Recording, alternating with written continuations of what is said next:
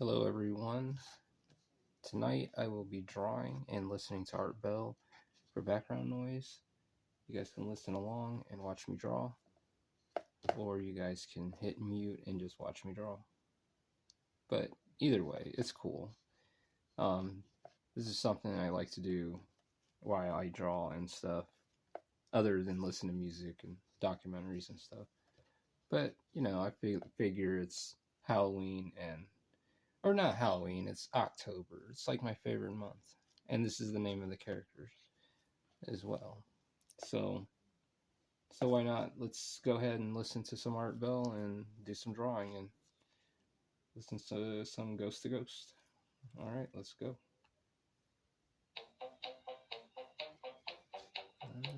First time caller line, you're on the air. Hi, my name is Debbie. I'm from Eugene, Oregon. Yes, Deb. I'm originally from Portland, Okay. and I've had several paranormal experiences, and every time there was that soul-gripping or spine-gripping cold that you can't explain. It's not an I know. I hear that from so many people. I don't know what it is, but my scariest story is when a ghost yelled at me. Yelled at you? Yes, and a friend of mine, an ex-roommate, who's a chiropractor, and his name happens to also be Art, invited me over to this 100-year-old house that he wanted me to see because he knows that I love antiques. And this house is in the Selwood district of Portland, where I'm originally from. And this house is really a weird house. The base of the house scooped out like a skirt. And all of the archways in the house were in the shape of huge skeleton keyholes. It was really a weird house. Ooh, that is weird. It is. Yeah. And then I was looking around, and his roommate was a woman who had children, and we saw the whole house, and her room was decorated in antique lace. It was absolutely beautiful. And there was one room that had nothing in it, and the whole house was decorated. And I said, why is this room empty? And he said the children were in it, but they didn't like it, so they moved out. Later on, I came upstairs to use the restroom, which old houses have, and I walked into the room to see the stained glass windows. And halfway through the room, a ghost popped up in front of me. That looked like what? He was a large man. He was bald. He had a brown suit and a white shirt. And I knew he was a ghost because I could see the wall behind him. And he had no feet. I could see him, but I couldn't see his feet. He just stopped right at his ankles. And he immediately raised his finger and pointed to the door. And he said, get out of my house. Oh, my God, really? Oh, my God. I swear this is a true story. I ran so fast that I tore the carpet runner off of the stairs when I went down the stairs. Wow. And I went down and told my friend about it. And he immediately wanted to meditate for the ghost to leave the house. This is really true. And I wanted to leave, but he said, well, let's just sit down and say, to meditate for the spirit to leave. So we did that, and then right above us, where this room was, where this ghost had been seen by me, I swear to you, we heard footsteps walking out of the room and coming down the stairs, and I was out of the house. We both ran out of the house. We both ran out. I would not go back in the house. So much for meditation. I had to have him go back in and get my purse and never went in again. Good for you. Next time, don't let him talk you into the meditation thing. Yeah, I'm not doing that again. Thank you. Sorry. Take care. Oh, my. Yeah, when you get yelled at by a ghost, when it shakes its finger at you, get out of my house. You're not good at it. Meditate. You get out of the house. Houston Rockies, you're on the air. Hello. Art, hi. How are you? Fine. What is your first name and where are you? Mike from Sarasota, Florida. Okay, Mike. This happened when I was about 5 years old, and it was kind of like a nightmare the way you remember it, but it actually happened. And I was laying in my bed, and my parents were in the living room, and all of a sudden I felt this this presence like everybody talks about, and something like staring at me, and I looked out the window from my bedroom. Yes. And there was you've been calling them shadow people. There was a shadow, the head of a person. And this was like in '66. You know how they wore the men would wear those hats and the long coats. It was wintertime. Yes. That's what he was dressed in, and that's all you could make out. Anyhow, I just laid there for I don't know how long. I finally was able to just scream. And my parents came running in, and they were like, what's wrong? I was saying, you know, there's a man at the window, a man at the window. And my parents, you know, ran over, and like I said, it was wintertime. All the windows were frosted up, but my window there was no frost on it. Huh. And so they went to the front door, and across the way was a schoolyard. And they could see the figure of this man, like I described, going across the schoolyard. So my dad went out after him, and he'd gone around the corner. My dad was going to, you know, follow his footprints, and there weren't any. But what's really strange about it is, I mean, you know, that was pretty scary for me. But my wife is the one who wanted me to call because she found out we've been married 10 years, and 10 years ago, my mother told my wife, which she'd never told me. A week before that had happened, my parents, you know, tucked me into bed, and they came in like 20 minutes later to say goodnight. Yes. And I wasn't there. And they couldn't find me. And you weren't there? I wasn't in bed. So they thought maybe I'd gotten up to, you know, go downstairs and play or something. They looked all over for me. They couldn't find me. And like I said, this was a little bit before this had happened. You know, so it was winter. And they looked all around for like 3 hours. And you weren't there? No, till 1 in the morning. My father finally happened to look up. I was sitting on the roof of the house. And, you know, there was no way I could get up on the roof. You know, there was no ladders around or anything. I was just sitting there. What do you think happened to you? I have no idea, but I mean, I Have guess... you considered the possibility that you were abducted? Yeah, I thought you might say that because my wife and I have listened to you for a few years. Yes. Then you know how I think. Well, you know, the thing about street lights, you know, going out? Yes. To the point of, like, people that are with me for any length of time will comment, like, you know, it's so strange when I'm with you. Yes, I've heard this from so many people, sir, that streetlights extinguish and or go on as you walk down the street. I'm familiar with the phenomena. Some people will attempt to explain it by explaining there are a certain type of, there's a certain kind of streetlight that does that, but I've never seen one. Never. East of the Rockies, you're on the air. Good morning. Hello. Hello. Yeah, my name is Scott. I'm originally from Alabama, but now I live in Burlington, Vermont. Yes, sir. And one of my closest friends is a guy named Eugene McCurry. We've known each other for 25 years, and several times he's told me this story. And you know how people will tell you something, and if you've known them for a long time, you know they're telling the truth. Of course. Okay, well, this is one of those situations where I'm convinced that at least he believes that what he saw was the truth. Okay. He was born in 66, and I think he said this happened when he was about 6 years old. So this would have happened probably sometime around 1971, 72. Right. He had a real poor family, and at that time they were doing a lot of farm work, like picking peas on people's farms, you know? Sure. And he was too young to work. And they, at the time, were living in this place in South Alabama, a little country place with the name of Nyota. And apparently, his family were out in the fields picking peas, and he was standing along the side of this field, and he saw what he claimed were the apparitions of two headless men dressed in black suits walking across the field directly at him. Headless man. Two headless men dressed in black suits, probably like undertakers, is the picture I have in my mind, Yeah. walking across this field straight toward him. Just totally, you know, scared him out of his pants. Sure. And then they vanished. And he's told me this story on several occasions. You know what I would think if I saw that? I would think it was death coming for me. Oh, I tell you, of all the apparitions, me personally, of all the apparitions that I could possibly see, the idea of somebody with no head is just absolutely the most terrifying. That's headless is definitely not good. Oh, yeah, you hear these stories about Anne Boleyn in the Tower of London walking around without her head, you know, it just gives me the creeps. Yeah. But that's to me, that's a very terrifying story. Would have done it. Yeah, would have done it for me too, sir. For the authenticity of that on several occasions. I wish he was here to verify, but I swear to God, I'm telling you the truth. I'm sure you are. Thank you very much. All right, yeah. Headless. Why would something appear to us? Why would a spirit appear to us in a headless form? I can only think of a few reasons. Either as a poltergeist screwing around with us, trying to scare the hell out of us, which it certainly would succeed. It could be, as I suggested, I might have guessed that death was coming for me. 2 headless horsemen, right? Suits. A few. And then what other possibilities exist out there? That there is some form of death where headless beings live? Well, rather not think about that one.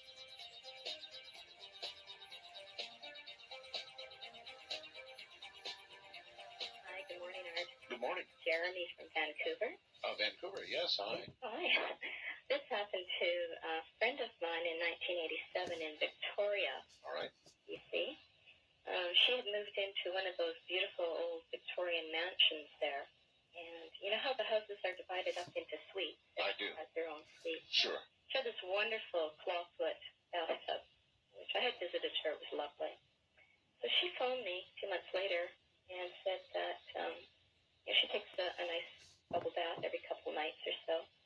That she heard the girl next door. I guess the bathtubs are right up against each other in these kind of things. Right. And They do that. They do that for the convenience of plumbing. yeah, and the walls are thin. Sure. She heard her crying in there, sobbing about something. Maybe she thought she had broken up with her boyfriend or something. Never Right. really thought anything of it. Right. Well, she has a bath every couple days or so, and every time, she'd have a bath, she'd hear her crying in there. And this went on for about 3-4 nights. When she started to take her baths, it'd get really cold in the room. Yes. And this was like 4 days went on, and a really bad smell started to come from the other side. And the smell got worse and worse, so Oh, boy. she called the caretaker, and the police got into the suite. Unfortunately, the girl had killed herself. She had slit her wrists and neck in the bathtub. Right. But this really spooky thing about it was she had done it 2 weeks previously. Oh, my God. Oh, my. And this is a true story. I don't know if anyone in Victoria is listening tonight. So East of the Rockies, call toll-free 1-800-825-5033. friend Heather didn't last too long in that apartment. She moved shortly after that. But true story. I removed the expletive, but I understand its use. Mm-hmm. Yeah, I mean, holy mackerel. Yeah. Thank you. Disturbing. Thank you very much for the call. And that expletive probably should have remained in because it was contextual. Oh, man. To hear the moaning, perhaps a plea for the body to be discovered, and to hear that after the person had been dead for that long. West of the Rockies, you're on the air. Hello. Hi, my name's Patty. I'm calling from Northern California. Hi, Patty. Hi, and I listen to you on KDAC. All right. And my story's not really that scary. We've had some scary encounters, but it's kind of interesting.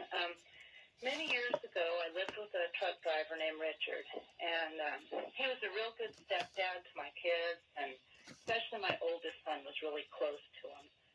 So even when we split up, we all stayed good friends. But he had some problems, and he took his own life. Oh. And this was some time ago. But,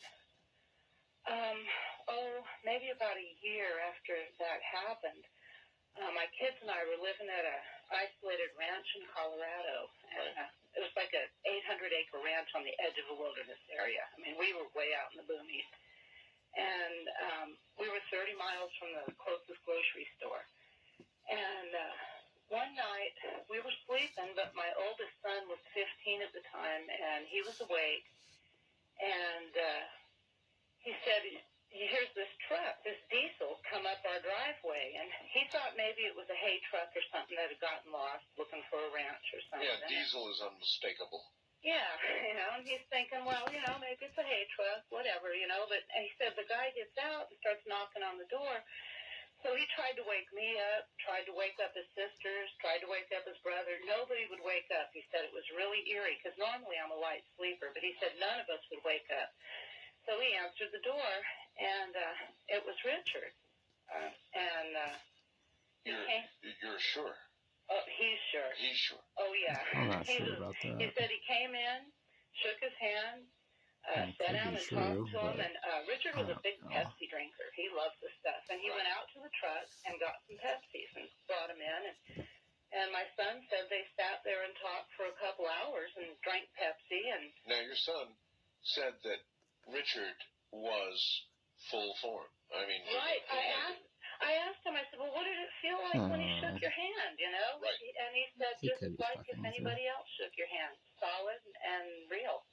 that's very unusual. Normally, That's spirits are fucking unable to with you. manifest that physically. Well, he actually came to another time after this, but on this occasion, the odd thing is in the morning, you know, he's telling us the story, and we're kind of going, oh, yeah, all right, sure, you know. Right. And but we looked, and there was Pepsi cans on the table. And like I said, this is we were I don't 30 miles know. from a store that was. He could have went and even if picked there it would've up been one open, himself. you know, at this time of night. Yep. Well, again, you know, there's something about those who take their own lives. I don't know what. I just know there is something different, and by percentage, there are many more of them than of others, and I don't know what that means. Yeah, well, he really identified with his job, too, so I wasn't surprised that he came in his truck, you know? Well, it's good to know there's diesels on the other side. Yeah. Thank you. Okay, good night. Good night. Take care. There just is something about those who take their own life. They're in for a bit of a different ride, I suspect. You're not supposed to do that. First time caller line, you're on the air. Hello, Art. Hello. It's Jack, and I'm calling from Fairborn, Ohio. Yes, sir. And I have a story that dates back to right around 1970 when my family and I were living in a town called Edison, New Jersey. Uh-huh. We've been living in an old farmhouse sitting on 12 acres of land. And I was 9 or 10 at the time, and my brother was 4 or 5, and we shared an upstairs bedroom. This had to be 3, 4 in the morning. I felt like I needed to use the bathroom. So I get up, put my little feet on the floor, and I start walking out to the hallway. Something didn't feel quite right. You know, I have that sinking feeling that something is just wrong. Sure.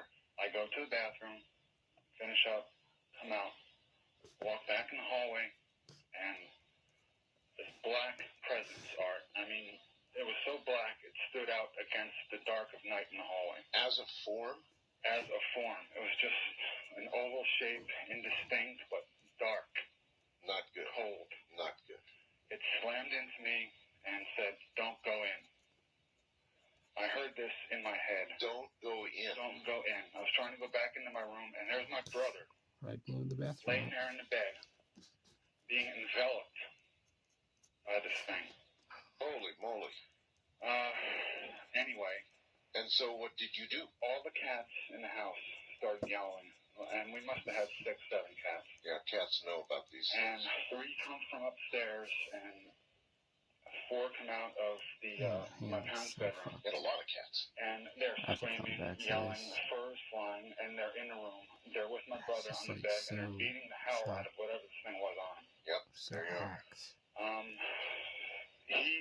After it was over, he said, Jack, what was that? What was it? He had ice crystals in his hair. Holy smokes. So he said, I was trying to scream. And nothing would come out. Not a thing. Did you, sir, before you go on, after this being had stopped you, and you saw it at work on your brother with the cats around, could you have gone forward at that point? No, I was frozen. Frozen, yeah. Oh, I understand that too. There, stuck to the spot. Yep. And so you went to your parents. Run to my parents' room, and there's something wrong with Dennis. Something's in there with him. Right. Immediately, my father wakes up, and he's a police officer in the town. He grabs his gun, and he runs into the room. And this thing is on the wall. And it slides through the window, not out the window, through the window. My dad grabs my brother, and he says to my mom, he's ice cold. He's ice cold, and I don't feel anything. Takes him to the hospital. The next morning, he gets back, and he tells me that your brother was treated for hypothermia. They're going to keep him overnight. Holy smokes. So I am never without cats. My brother's never without cats. I swear by them. I mean, and I don't know what was shadow people or whatever it was, but that lingers in my mind, Art. I'll bet that'll be there forever imprinted on your brain. Well, I'll tell you that. I appreciate the call, sir. Thank you. Thanks, Art. Yikes. Icicles in his hair. Treated for hypothermia. I don't know. What do you think happened to him? What do you think that was? What do you think could cause those kinds of physical manifestations? Probably nothing good. East of the Rockies, you're on the air. Hello. Hi, Art. How are you tonight? I'm okay. Where are you? I'm in a little one-horse town called Central City, Nebraska. All right. Welcome. My dad and I drove tractor-trailer for 15 years together. He drove it many years before that and a few after that, but then I started getting involved, having babies and everything, so I quit. Well, it was during the mid-'70s, and we were hauling produce from Homestead, Florida. We picked up avocados and limes, and we'd take it to the West Coast. Well, Right. sometimes when we had to reload, we'd have to go all the way down the coast picking up partial loads Right. to go back to Florida Gotcha. or other places. But anyway, my dad, this one day, I hadn't been feeling very well, so he took the whole day reloading it, going down from Northern California down towards Indio there to finish off the load. Well, I got up, and it was my turn to drive, and he got us about, not too far from the Arizona border. And it was beautiful night, clear, everything was just clear, but there wasn't a lot of traffic. And so I was feeling great. I mean, I'd been driving for quite a few years, 4 or 5 years, about 3 to 4 or 5 years by then. And I always liked driving nights, and it was a beautiful night. There wasn't much traffic. And I don't know if you know, but there's 4 lanes. It was a large median between it. Right. Going through Arizona there. Anyway, I was feeling good, laid back, just going like mad. And I guess I had my headphones on, good music, and going real well that night. And all of a sudden, I guess about 2 hours into the night, my dad was already in bed sleeping, and I saw about, I don't know how to judge this, but I saw way out in front of me a woman, what appeared to be a woman with long hair in a white dress. A long white dress. In the middle of the highway? Well, she was actually standing on my lane, the slow lane, Okay. and she was waving her arms like to stop me. Right. Well, I couldn't just slam on the brakes, so you don't do that with a big rig. No, you kill don't. the guy in the back and throw him through the windshield if you do. So by the time I got up there, I was just about level with where she should have been. I got it stopped, and I got out of the truck. I walked all the way around the truck, and I couldn't see anything. And when I got back in the truck, I scratched my head. I thought, well, I'm not tired. There's nothing wrong. What's going on here? There's no gal. Well, then my dad said, what's going on? I said, nothing. Go back to sleep, Dad. I thought I saw something in the road. He says, well, are you tired? I said, no. He said, okay. We rolled over, went back to sleep. Well, I drove about 4 more hours. And the same thing happened again. I saw it way out there. I saw this lady, small little woman with a long white dress on. Yes. And waving her arms like mad. And then I haven't had things like this happen. So I thought, what is going on? Anyway, by the time I got the truck stopped again, I should have just passed where she was at. I got out of the truck, walked back around the truck, looked everywhere, because it's pretty well lit out there. There's like lights, along that stretch of highway. Sure. And there was nothing there, nothing anywhere. I got back in the truck, and my dad said, what's going on? I said, Dad, maybe you ought to get up. So he got up, and I told him what was going on, and he said, are you tired? I said, no, Dad, I'm getting there, but I'm not tired yet. And he said, well, I feel pretty good. Why don't I take over? I said, well, okay, but I'm not going to go to bed. I'm going to sit up for a while. Okay, we don't have much time here. So he went on down the road, and he hadn't been driving but maybe an hour and 40 minutes or something like that. Came upon a crashed car in the middle of the median.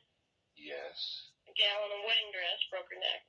Dead. She the car was upside down. Oh my God. That was scary. There's a lot of stories, you know, about truck drivers and the road. And maybe that's because a lot of people die on the road. This is Ghost to Ghost AM. I'm Art Bell.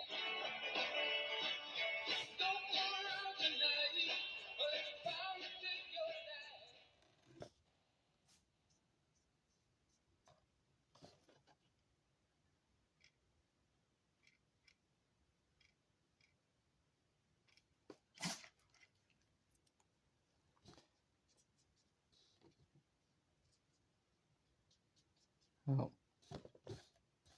alright. I did these panels here. And we're listening to some Art Bell. And now I have to erase these. Come back around and do the backgrounds and put the toner on, screen tones. But I figured, you know, we'll just have a listen for the night and, you know, go over a page of October demonstrating her use of her blade. So I'm going to go ahead and ink the rest of this off camera. But yeah, it's coming along pretty well. So I'll go ahead and start this one. Get this one going, finished. So thank you very much for tonight, you guys. And we will do this again possibly tomorrow and see, you know, see how this fares out. I hope you guys enjoyed, you know, listening to Art Bell with me while I draw. And until next time, we will give a listen, another listen. So you guys have a happy October, and I will catch you guys again tomorrow.